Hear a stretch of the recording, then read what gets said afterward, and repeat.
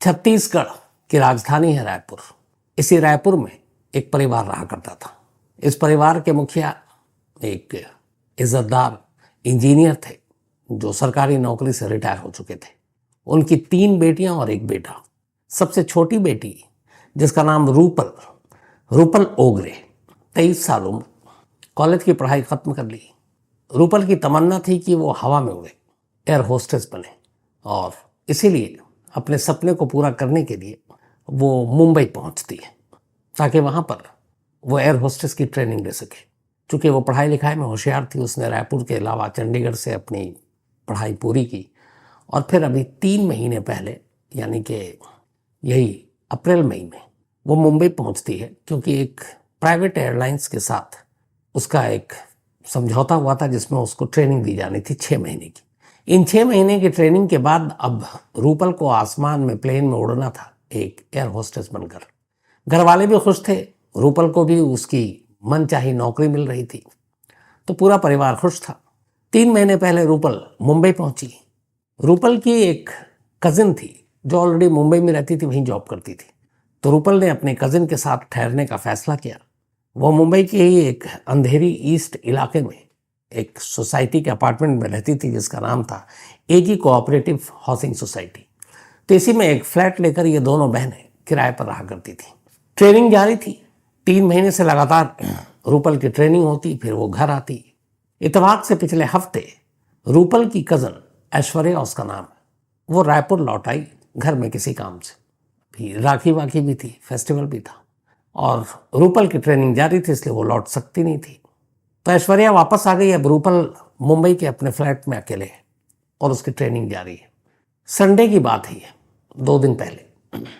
Sunday को छुट्टी थी, रूपल अपने अपार्टमेंट में थी। सुबह उठती है, उसका रूटीन था घर वालों से बात करना, रात को सोने से पहले घर वालों से बात करना रायपुर में। तो संडे का भी यही उसे मालूम था कि छुट्टी है। घर वालों ने अपने मम्मी पापा भाई बहनों से उसने बात की। 10:30 बजे सुबह उसने आखिरी बातचीत की। 10:30 के बाद, अब ये था ब्रेकफास्ट टाइम, बाकी चीज़ें, घर वालों ने कहा चलो बाद में बात करते हैं। लेकिन 10:30 के बाद करीब 12-1 बजे घर वालों ने फिर से फ़ोन मिलाया रायपुर से, लेकिन रूपल फ़ोन उठाती नहीं। अमूमन 1-2 बार जब कॉल करे और ना उठाए तो घर वाले समझते थे, एक मैसेज डाल देते थे या वो मैसेज डाल देते थे कि मैं बिजी। लेकिन इस बार वो मैसेज भी नहीं डाल रही है। अब करते करते दोपहर बीत गई, शाम बीत गई, देर शाम हो गई। घर वालों को लगा इससे पहले इन 3 महीनों में जब से रूपल मुंबई में है कभी ऐसा हुआ नहीं है, तो रूपल फ़ोन क्यों नहीं उठा रही है। अब मुंबई में कोई और नहीं, एक कज़न थी, वो वापस रायपुर में थी इस वक्त। तो पूरा घर परेशान।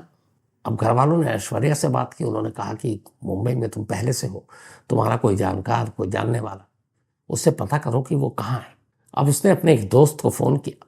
अच्छा, शाम तक ये था कि चलो सो गई होगी, नींद में होगी, फ़ोन साइलेंट पे होगा, बहुत सारी चीज़ें होती हैं।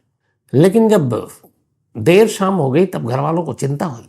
तब मुंबई में ऐश्वर्या का एक दोस्त रहा करता है, चूँकि वो पहले से थी। उसने उस दोस्त से रिक्वेस्ट की। उसने कहा कि मेरी कज़न वहाँ पर है और सुबह से फ़ोन नहीं उठा रही है, हम सबको फिक्र हो रही है, तो तू ज़रा फ्लैट में जा और जाकर देख यार कि वो कहाँ है। उसका दोस्त जाता है उस फ्लैट पर। जाकर वो डोरबेल बजाता है, बहुत देर तक आवाज़ आती नहीं। तो उसे लगता है कि कुछ मामला गड़बड़ है। वो बताता है कि कोई दरवाज़ा नहीं खोल रहा है। तो यहाँ से अब घर वालों को और चिंता होती है। वो कहते हैं काम करो, तुम एक डुप्लीकेट की बनवा लो और दरवाज़ा खोलो। ऐश्वर्या बताती है कि सोसाइटी के बाहर ही डुप्लीकेट चाबी बनाने वाला बैठा रहता है। तो ऐश्वर्या का वो दोस्त जाता है और डुप्लीकेट उसको बुला कर लाता आता, दिखाता है और फिर डुप्लीकेट चाबी से वो दरवाज़ा खोल देता है। अब इस दौरान उसने हाउसिंग सोसाइटी के जो जिम्मेदार लोग थे उन्हें भी खबर कर दी थी। आजकल बहुत सारे ऐसे वारदात हो रहे हैं कि लोग डरते हैं जब ऐसे दरवाजे नहीं खुलते हैं। तो अब चाबी वाले की मदद से दरवाज़ा खुला। दरवाज़ा खुलते ही जो पहली नज़र सामने पड़ी वो चीखें निकालने वाली थी। सामने फर्श पर रूपल पड़ी थी। पूरा फर्श खून से एक तरह से सना हुआ। रूपल के जिस्म से भी खून लगभग रिश्ते रिश्ते बंद हो चुका था। गले पे एक तेज कट का निशान था। अब ये मंजर देखकर लोगों की चीखें निकल गई। दोस्त ने फौरन रायपुर खबर की। खबर सुनते ही रायपुर में रूपल के घर वाले, मतलब ऐसी खबर सुनने के बाद जो होता है, उन्हें यकीन नहीं हो रहा था। घर की सबसे लाडली बेटी थी, सबसे छोटी भी थी, और इस तरह की मुंबई से अचानक खबर 3 महीने तो हुए थे गए हुए, एयर होस्टेस बनना था, आसमान में भी उड़ना था, और ऐसी खबर आ गई। अब इस दौरान हाउसिंग सोसाइटी के लोगों ने फौरन पुलिस को खबर दी, क्योंकि सामने उन्हीं के अपार्टमेंट में एक फ्लैट के अंदर एक लाश पड़ी है। मुंबई पुलिस की टीम फौरन मौके पर पहुंचती है, फॉरेंसिक एक्सपर्ट्स को बुलाया जाता है, फॉरेंसिक टीम भी पहुंचती है, तमाम फिंगरप्रिंट्स उठाए जाते हैं, फिर लाश को पोस्टमार्टम के लिए भेजा जाता है। अब पुलिस की जांच शुरू होती है। शुरुआती पूछताछ के बाद पुलिस को इतना तो एहसास हो गया था कि सुबह 10:30 तक रूपल जिंदा थी और दोपहर तक वो जिंदा थी। दोपहर के मतलब जो भी हुआ है तो फिर या तो 11 बजे से लेकर 2 बजे के दरमियान हुआ है, क्योंकि उसी दौरान तमाम ज़्यादातर फ़ोन हुए। फिर घर वालों ने 2 बजे के बाद कम फ़ोन किए कि शायद सो गई होगी। अब पुलिस ने कई टीमें बनाई और हर एक को जांच का जिम्मा सौंपा किया। सबसे पहले सोसाइटी से जांच की शुरुआत होती है। पहला काम यह था पुलिस को कि संडे के दिन सुबह 10:30 बजे से लेकर शाम तक या दोपहर तक रूपल के फ्लैट में कौन कौन गया। सीसीटीवी कैमरे और बाकी चीज़ें थी, गेट पर एंट्री थी, रजिस्टर, जो भी गेस्ट आते हैं नाम पता लिखते हैं, तो उस रजिस्टर को देखा गया, सीसीटीवी फुटेज को खंगाला गया, तो पता चला कि बाहर से कोई गेस्ट मिलने के लिए नहीं आया था, कोई एंट्री नहीं थी रूपल या उसके फ्लैट नंबर के नाम पर। अब सीसीटीवी कैमरे से ये था कि जिस बिल्डिंग में रूपल का फ्लैट था, उस बिल्डिंग में उस फ्लैट के इर्द गिर्द से 35 लोगों के गुजरने के सबूत मिले, 35, उन 10:30 से लेकर दोपहर के बीच में। अब ज़्यादातर 35 लोग जो थे उसी बिल्डिंग में रहने वाले थे। उन तमाम लोगों से पूछताछ हुई, लेकिन कोई ऐसा क्लू नहीं मिला। वो सारे लगभग जो बयान दे रहे थे सब सच था। अब चूंकि रात हो गई थी, रात को लाश मिली थी, अगले दिन से फिर पुलिस की तफ्तीश शुरू होती है। अब पुलिस हर तरफ सारे फ़ोन कॉल डिटेल ये सारी चीज़ें भी खंगाल रही है, कहीं रूपल का कुछ ऐसे निजी ज़िंदगी में, पर्सनल लाइफ में तो कोई परेशानी नहीं, बट ऐसा कोई वो नहीं मिल रहा। सुबह तक परिवार भी पहुंच चुका, फैमिली से बातचीत हुई, फैमिली से भी कोई ऐसी जानकारी नहीं मिली। जिन 35 लोगों के सबूत थे कैमरे में जो कैद थे रूपल के फ्लैट के इर्द गिर्द, उन सब से पूछताछ के बाद भी कुछ नहीं मिला। पुलिस को लगा कि बाहर से तो कोई कातिल आया नहीं, कातिल है अंदर, लेकिन कौन हो सकता है।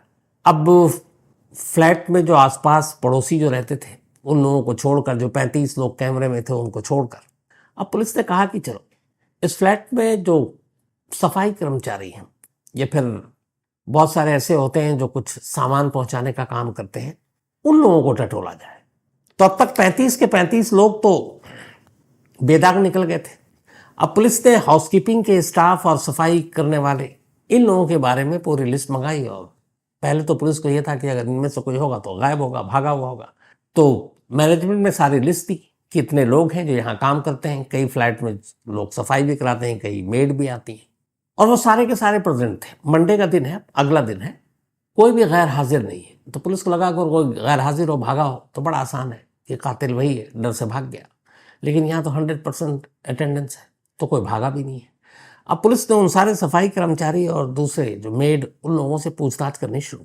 पूछताछ करते करते अचानक एक हाउसकीपिंग वाला जो फ्लैट में सफाई करता है उस पर पुलिस को नजर पड़ी। चूंकि पुलिस एक एक करके सबसे बातचीत कर रही थी, तो जब उससे पूछताछ कर रही थी, पुलिस ने देखा कि उसके गर्दन पर कुछ ताजे निशान है और उसका हाथ भी थोड़ा सा जख्मी टाइप लग रहा है।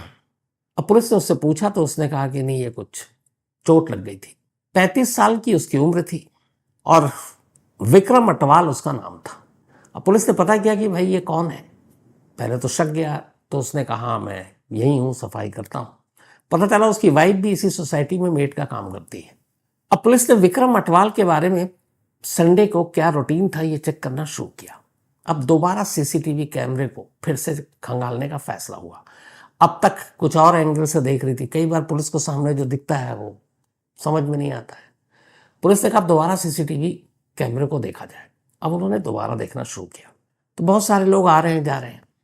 तभी उनको दिखाई दिया कि सुबह 10:30 बजे विक्रम अटवाल सफाई कर्मचारी इस सोसाइटी में और उसी वर्दी में जो अमूमन वो सफाई करते वक्त पहनता है, वो उस बिल्डिंग की तरफ एंट्री मारता है जिस बिल्डिंग में फ्लैट था जहाँ पे रूपल रहा करती थी।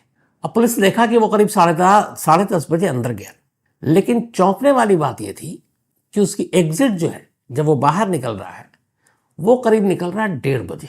अब सवाल यह है कि इन 2-2.5 घंटों में वो कर क्या रहा था। मैनेजमेंट के लोगों से पूछताछ हुई तो उन्होंने कहा नहीं, आमतौर पर एक घर में किसी में सफाई में 15 मिनट 20 मिनट मैक्सिमम, कुछ और एक्स्ट्रा लोग कराते हैं आधा घंटा। लेकिन यहाँ बात सिर्फ 2-2.5 घंटे की नहीं थी। पुलिस ने जब ध्यान से देखा, एक और चीज़ ने चौंकाया। वो ये कि जब वो बिल्डिंग के अंदर दाखिल हुआ तब उसने सफाई कर्मचारी की वर्दी पहन रखी थी जो सोसाइटी ने मस्त कर रखा था। लेकिन जब वो वापस निकल रहा है 1:30 बजे तब उसके कपड़े बदले हुए हैं। वो नॉर्मल कपड़े में है, शर्ट और पैंट में। सफाई कर्मचारी वाली वर्दी उसने उतार रखी है। अब सोसाइटी के लोगों से पूछा गया क्या ऐसे ही होता है कि एक बार सफाई करने के बाद बिल्डिंग में ही कपड़े बदल लिए जाते हैं? तो बताया गया नहीं, ऐसा नहीं होता। वो अपना काम करके जाता है, फिर जहां वो रहता है अपने घर पर जाकर कपड़े बदलता है। तो यहां फिर उसने कपड़े कैसे बदल लिए? अब ये 2 चीजें पुलिस को खटकने लगी। इसके बाद विक्रम से तसल्ली से पूछताछ हुई। जब तसल्ली से पूछताछ हुई तो फिर उसने अपना जुर्म कबूल कर लिया। उसने कहा मेरे ही हाथों रूपल का कत्ल हुआ है। अब इकरार जुर्म हो गया, लेकिन क्यों? तो उसने बताया कि वो फ्लैट के अंदर सफाई करने के लिए गया था और इससे पहले भी हो चुके 3 महीने से थी तो वो जाता रहता था। लेकिन अब इधर उसे मालूम था कि आजकल रूपल अकेली है, उसकी कजन घर गई हुई है। खुद 35 साल का, 2 बच्चे, शादी हो चुकी है। लेकिन संडे के दिन उसकी नीयत खराब हो गई और उसने कहा कि वो अकेली थी तो मैंने जाकर जबरदस्ती करने की कोशिश की। उसने विरोध किया, मुझे गुस्सा आया, मैंने चाकू निकाला और उसे मार दिया। अब यहाँ पर तो ये ठीक है उसकी कहानी, लेकिन फिर यहाँ पे बात उलझी हुई थी। उलझी हुई ये कि संडे को अचानक उसकी नीयत खराब हुई और संडे को वो जाता है और चाकू मारता है और कत्ल करता है और निकल लेता है।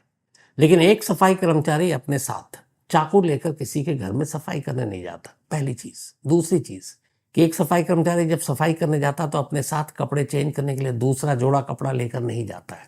वो वापस आकर जहाँ भी उसकी जगह है तय, वहां पे वो अपने कपड़े बदलता है। तो संडे के दिन सुबह वो न सिर्फ एक जोड़ा एक्स्ट्रा कपड़ा लेकर जाता है बल्कि अपने साथ चाकू लेकर जाता है। इसका मतलब है ये सब कुछ प्री प्लान था। अब पुलिस उससे पूछताछ कर रही है और उसने ये माना है कि हाँ, उसको लेकर नीयत खराब थी और संडे इसी मकसद से गया था कि अगर वो विरोध होगा तो चाकू से वो उसे डराएगा। लेकिन वर्दी वाली बात अभी भी सही पच नहीं रही है, न पुलिस को न जो वो बता रहा है। तो पुलिस ने एक तरह से केस सुलझाने का दावा तो कर लिया है, लेकिन इस सवाल के जवाब नहीं मिल रहे कि आखिर एक सफाई कर्मचारी जिसकी किसी एक फ्लैट में मालूम है कि एक लड़की अकेली है तो वहां चाकू लेकर जाता है और साथ में वर्दी लेकर जाता है। तो अब 2 ही चीजें हो सकती हैं, या तो ये तय था कि वो उसके साथ जबरदस्ती करेगा और उसका कत्ल कर देगा, तभी वो साथ में कपड़े लेकर गया क्योंकि फिर खून के छींटे आएंगे उसके कपड़े पर, और दूसरा कि इसीलिए चाकू लेकर गया। अब यहाँ पर पुलिस इस मामले की तफ्तीश कर रही है कि क्या ये सब कुछ अचानक हुआ और सिर्फ नीयत खराब होने की वजह से उसने अचानक कत्ल किया, या ये सब कुछ पहले से प्लान था, और अगर था तो उसकी वजह क्या थी। तो कत्ल मुंबई पुलिस के हिसाब से उन्होंने सुलझा तो लिया है, लेकिन 100% ये मामला अभी नहीं सुलझा है। इसी केस से आपको याद होगा कि मुंबई में ही ऐसा ही एक केस था जिसमें एक 2000 मेरे ख्याल से 19 की बात है ये, एक लॉयर थी मुंबई में ही और वो एक फ्लैट में अकेले रहा करती थी। उनका नाम था पल्लवी पुरकायस्थ। 2019 में ऐसी एक फ्लैट में चाकू से जान ले ली गई थी और तब भी उसी सोसाइटी का एक एम्प्लॉय उसमें शामिल था। उसमें यह था कि उसका एक गार्ड था जिसकी नीयत खराब हो गई थी पल्लवी पर, और एक रोज उसे मालूम था पल्लवी जब घर से जाती है तो चाबी कहाँ रख कर जाती है, वहीं डोर के आसपास। तो उसने चाबी उठाई, घर के अंदर गया और उसके जो बिजली का पावर का जो वो था वो उसने जानबूझ के थोड़ा गड़बड़ कर दिया, क्योंकि उसे मालूम था कि जब बिजली नहीं आएगी कमरे में तो पल्लवी उसे ही बुलाएगी और फिर वो जाएगा और उसकी एंट्री हो जाएगी और फिर जाकर वो अपनी मनमानी करेगा। तो ऐसे ही उसने किया। 9 अगस्त 2019 की ही बात है ये। पल्लवी ने विरोध किया और फिर उसने उसको चाकू से मारा और फिर पल्लवी को एक तरह से उसने कत्ल कर दिया। बाद में वो पकड़ा गया। इसके बाद अदालत में ये मुकदमा चला और अब उसे उम्र कैद की सजा सुनाई अदालत ने। वो जो गार्ड था उस वक्त उसका नाम था सज्जाद, तो वो उम्र कैद की सजा काट रही है। एक बार पेरोल पे वो बाहर भी निकला लेकिन फिर भाग गया था, वापस पुलिस ने उसको पकड़ा है और फिर अब तब से वो अब जेल में है। तो जो पल्लवी पुरकायस्थ की कहानी थी, यहाँ पे भी लगभग रूपल की कहानी उस कहानी की याद दिलाती है कि कैसे वो एक फ्लैट में अकेली थी, कैसे फ्लैट के ही कर्मचारियों, क्योंकि फ्लैट के अंदर के जो स्टाफ होते हैं उन्हें सब पता होता है किस फ्लैट में कौन है, कितने लोग हैं, कितने मेहमान हैं, बाहर से कौन आया, कौन अकेला है, किसका क्या रूटीन है, कब आता है, कब जाता है, कब सोता है। तो ये सारी जानकारी कई बार बड़ी खतरनाक हो जाती है। और इन्हीं जानकारी की वजह से एक 23 साल की होनहार लड़की, जिसके सपने हवा में उड़ने के थे, उसको उसी के फ्लैट में उसका कत्ल कर दिया गया। बेहद अफसोसनाक कहानी है।